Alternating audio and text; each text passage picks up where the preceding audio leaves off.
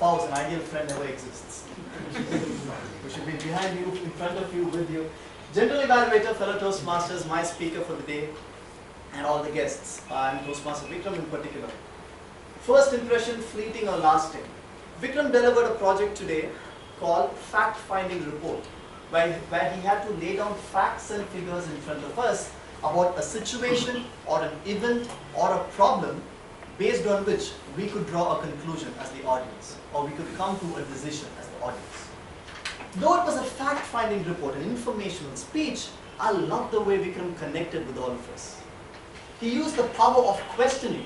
He could have started his speech by saying, you don't get a second chance to make the first impression, which is advocating his point of view. But what did he do? He said, have you ever heard of the saying, you don't get the second chance?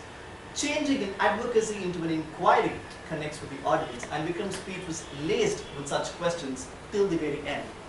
I love the way he used pauses. Where does that come from? Instincts. And the power you hear after a pause is much better than where does it come from? It comes from instincts. I know that, but a pause makes you feel a reiteration becomes a revelation because of a pause. I love the way he structured his entire speech.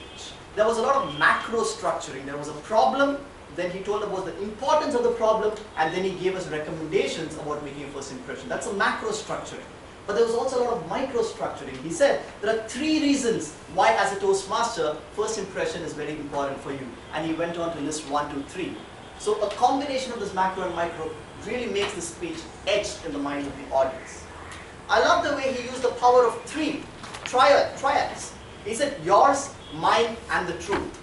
He said, notice, promote it, and move ahead. He said, flight, fight, and something else. So the use of triads always creates a better impression in the minds of the audience. But how do you make even such a memorable speech into a magical speech? Do you think there are points of improvement in any speech? If there are, let's see what those are. I felt this title, the theme that he chose for his speech, did not really sync too well with the objectives of the speech, because the objectives are for a situation, event, or a problem where he can have a lot of logos and probably less of pathos, because the decision, yes or no, is up to us. In a topic like whether first impression is important, the audience are not left with a decision to make, whether it's important or not, because we already know it's important. So he was trying to rationalize a thought which we already had, rather than aiding us with facts to make a decision on our own.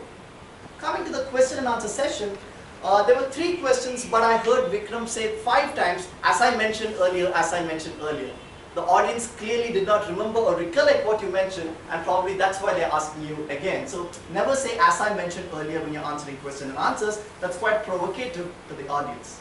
I also felt while the questions were being asked by the audience, Vikram unintentionally clasped his hands, which showed a little nervousness probably while taking questions. On a whole, a good speech to inform, but the topic was such that the audience just had to conform. Great conclusion, body, and introduction. You did leave a lasting impression. Over to you, General.